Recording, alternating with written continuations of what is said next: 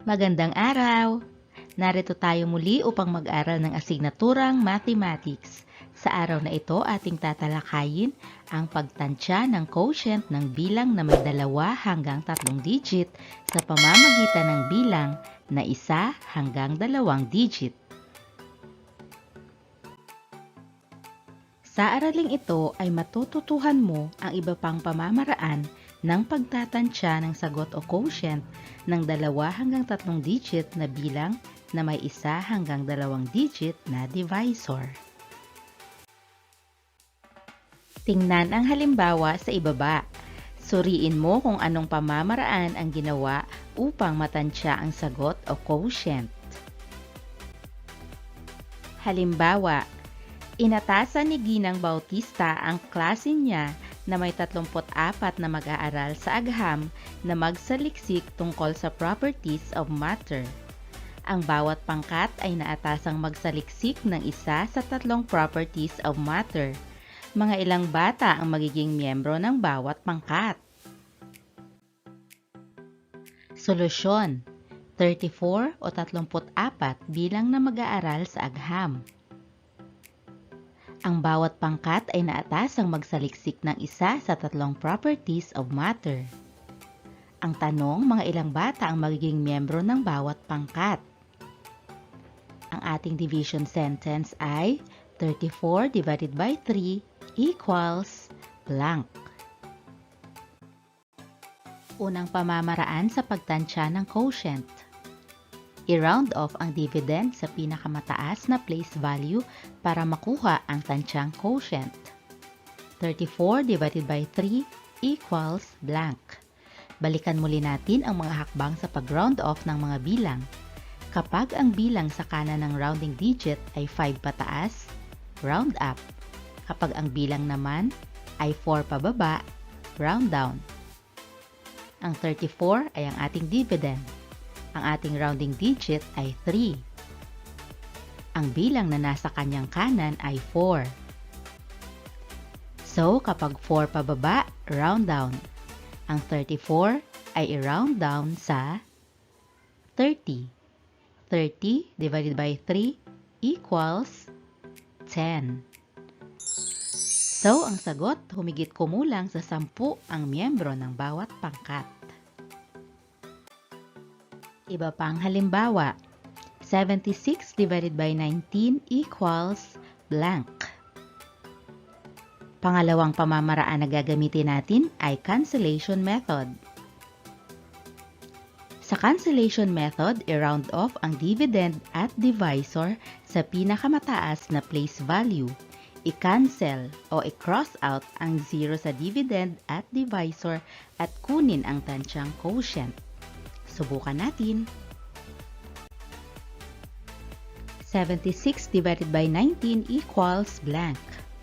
Ang 76 ang ating dividend. Ang 19 naman ang ating divisor. Ang 76 ay i-round up sa 80. Ang 19 ay i-round up sa 20. 80 divided by 20. I-cross out o i-cancel ang 0 sa dividend at divisor. At i-divide ang natirang bilang. 8 divided by 2, ang sagot ay 4. Ang 4 ang tinatawag na tinansyang quotient. 315 divided by 33 equals blank. Ang 315 ang ating dividend. Ang 33 ang ating namang divisor. Ang 315 ay i-round down sa 300. Ang 33 ay i-round down sa 30. 300 divided by 30. I-cross out o i-cancel ang 0 sa dividend at divisor. At i-divide ang natirang bilang. 30 divided by 3, ang sagot ay 10. Ang 10 ang ating tinansyang quotient. Tandaan, sa pagtatansya ng sagot o quotient, sundin ang sumusunod na pamamaraan. Una, maaaring i-round off ang dividend sa pinakamataas na place value para makuha ang tinansyang quotient. Pangalawa, gumamit ng cancellation method. I-round off lamang ang dividend at divisor sa pinakamataas na place value. I-cancel o i-cross out ang 0 sa dividend at divisor at kunin ang tansyang quotient. Gawin natin. Panuto. Kumpletuhin ang talaan sa ibaba. Isulat ang angkop na sagot o quotient sa katapat na column. Nasa unang column ang division fact. Pangalawang column, i-round off ang divisor. Pangatlong column, i-round off ang dividend sa pinakamataas na place value. At sa panghuling column, tansyahin ang quotient. Unang bilang, 184 divided by 11. I-round off ang divisor. Ang 11 ay i-round down sa 10. I-round off ang dividend. Ang 184 ay i-round up sa 200. 200 divided by 10, i-cross out o i-cancel ang 0 sa dividend at divisor at i-divide ang mga natirang bilang. 20 divided by 1, ang sagot ay 20. Pangalawang bilang, 867 divided by 29. I-round off ang divisor. Ang 29 ay i-round up sa 30. I-round off ang dividend. Ang 867 ay i-round up sa 900. 900 divided by 30, i-cross out ang 0 sa dividend at divisor at i-divide ang mga natirang bilang. 90 divided by 3, ang sagot ay 30. Pangatlong bilang, 124 divided by 14. I-round off ang divisor. Ang 14 ay i-round down sa 10. I-round off ang dividend. Ang 124 ay i-round down sa 100.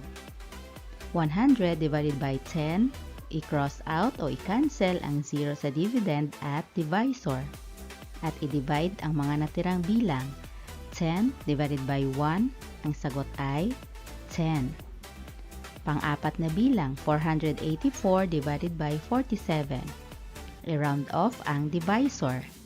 Ang 47 ay i-round up sa 50. I-round off ang dividend. Ang 484 ay i-round up sa 500. 500 divided by 50, i-cross out o i-cancel ang 0 sa dividend at divisor. At i-divide ang mga natirang bilang. 50 divided by 5, ang sagot ay 10.